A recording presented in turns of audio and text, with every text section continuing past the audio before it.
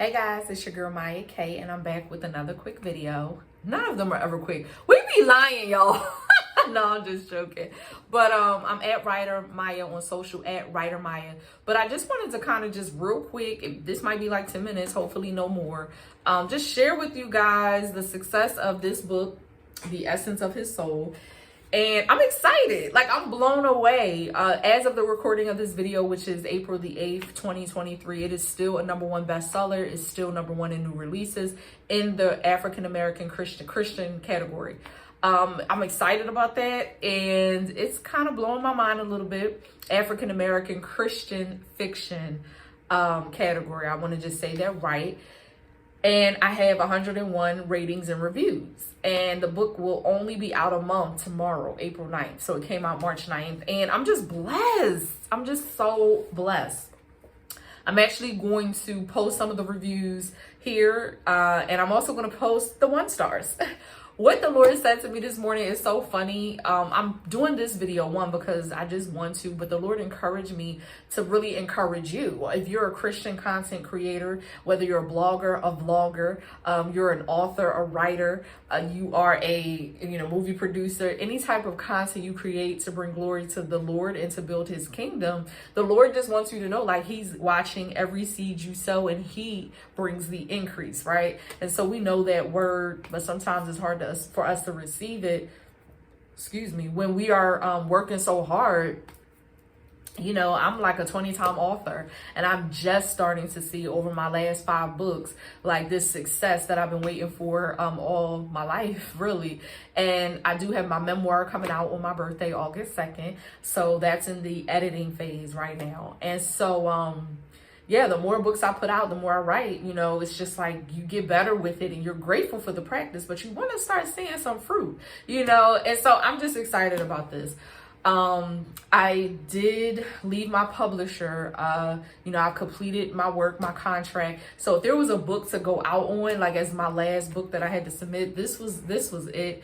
And so I'm just going to read the synopsis really quick. I'm going to put the link in the description. Of course, I want you guys to support because I think it'll bless you. But what I wanted to just share is the story, why I wrote it. And I even am excited to share the good and the bad reviews. So when Essence Taylor, owner of Taylor Made Music Group, walks into Mocha Tea and Trends, a new high-end coffee shop in Old City, Philadelphia, her goal is to get some work done.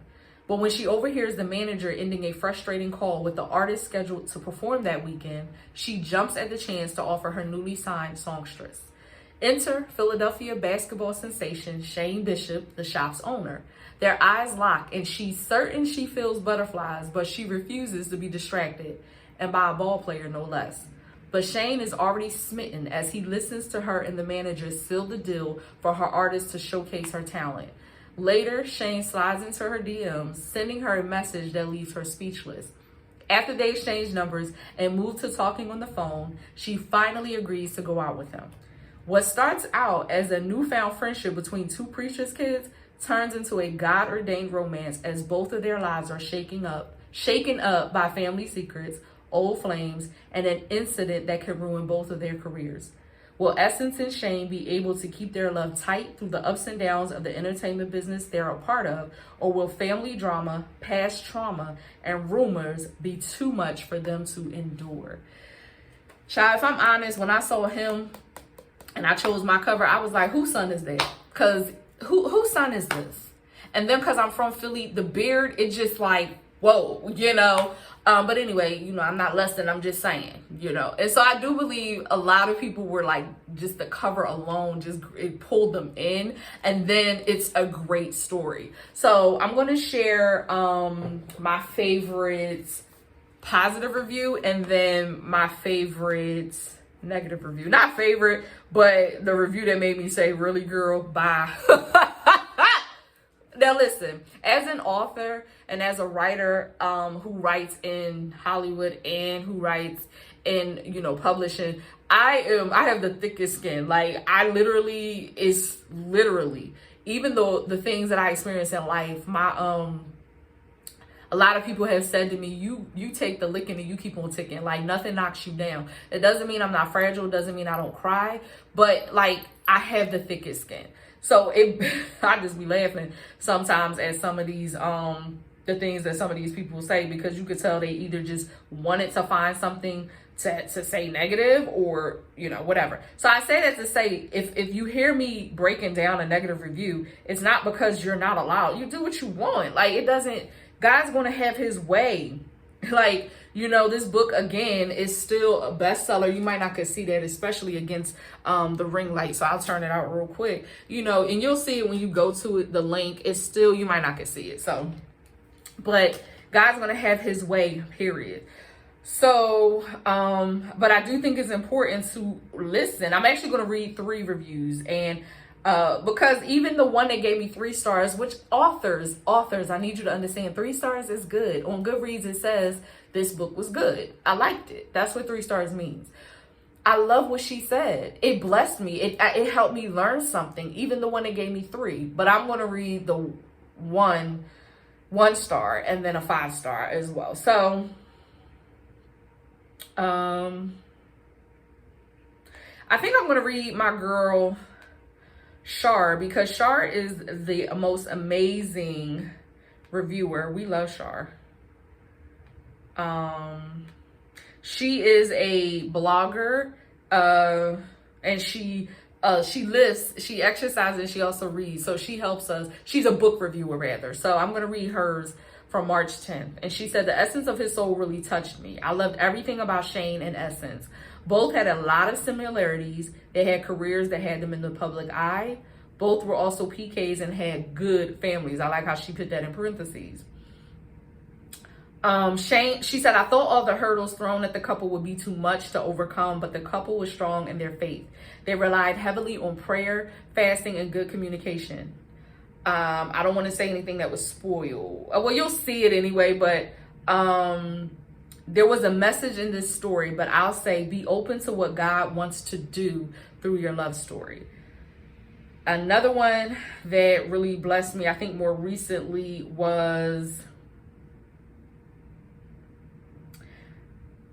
This was the most recent, April 6th. There are so many things that I love about this book. The story flowed very well from beginning to end. I love how the characters are open and honest with each other and was able to share faith and I think she meant to say pray through life together. Another one, very good book. Maya did her thing with this story. There was a lot of drama, but God worked it out. Maya, keep writing with God in mind. I look forward to reading more of your books. Nice, beautiful story. This is another one. Nice, beautiful story. Nice gentleman. Amazing love story. Had me from beginning to end. Loved it. It was such a flow. Now I'm going to read. I don't know. Okay, so the 3-star review, I'm not going to read it. But what she touched on was, she was like, it wasn't bad, but it was something missing. And I love what she said. She said, I once had a pastor say, if you're not struggling to walk in purity with your future husband, then he's not the one for you, because you're supposed to want to do it. And she felt like their relationship didn't really have any conflicts. So her thing was, it would have been nice to see them struggle with wanting to have sex as a Christian couple. So to be clear, all of my books are clean Christian romances. I don't curse and I don't do sex scenes. So even if I say, like with Shane, he did have a fiance. He talks a little bit about his previous relationship and they were having sex, right? This, when he tells the story, it's a backstory, it's a past story. So, I understood what she said though. It would be nice to see how they struggled and overcame it, because the truth is you should want to do it to your future husband, but you shouldn't do it, if that makes sense. So I love the way she broke it down. She gave it 3 stars and she said it wasn't bad, it was just something missing. And what I took from it was, you know, I'm actually writing a story now, and I said, okay, sorry for the thunder. And I said, I may incorporate that idea if God allows me to, but I'm gonna just be clear for any readers who find this video and you just start to read my stuff, just so we're clear, I still won't show it. It doesn't matter. It'll literally just look like the next scene, and he might say, whoo, we almost fell last night, man. It's getting harder and harder. That's it. It's still not gonna be outlined. Like, you're not gonna see it. So, but I loved it. She actually gave it a 3.2. And she said, readers, read away. It wasn't terrible. She said it just didn't wow me. So I love that. But here's the 1-star review I want to read. And the reason why I'm reading it is because the Lord, I heard this in my spirit, that You can read and post your positive and negative reviews, Maya. You don't have to like hide it. They're gonna see it anyway, right? And I wouldn't hide it anyway. But the Lord said, because the positive don't sway the negative, the positive sways the positive. Meaning, if you are a positive, I'm sorry. He said the negative doesn't sway the positive sways the positive. Meaning, like, if you are a negative person and you look for the negative and the wrong in the book, then you will automatically just be negative. But if you're a positive person, the negative that can't sway you. The positive always look for the positive in the story. They look for the positive in the movie. You know what I mean? Like, sometimes you will critique it harshly. Like, as a writer and editor, I have to be careful sometimes not to critique from an editor standpoint, but to critique from a reader standpoint when that's my job, if I'm just reading for pleasure. So at the end of the day, I can always tell when somebody just, the first thing that they didn't like, they stopped reading or they just gave it 1 star. So she says, if it come up, it should come up in order. Okay. I stopped reading when the author described the woman as having exotic features and a healthy head of beautiful hair because her mother was half Cuban. The description reminded me of the toxic colorism seen too often on social media these days and was an instant turnoff for me. So, I thought that was funny. I'm trying to decide. Okay, I'll read one more. So this young lady who actually, my pen sister showed me how she always negatively reviews books. Like, somebody went and sent me the video screenshot of all of her Goodreads reviews and they all are negative. So this is just someone who's probably just negative. She said the book didn't really flow well together. Felt something was missing from some parts. I didn't understand why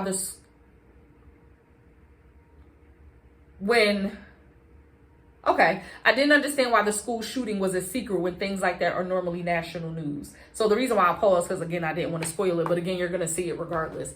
So for the first one, I'm actually going to read that part. I found it and I was cracking up because I was just like, who gets offended by what you think is colorism when it is not? So here it is. Okay. It's actually in the 2nd chapter. And he says,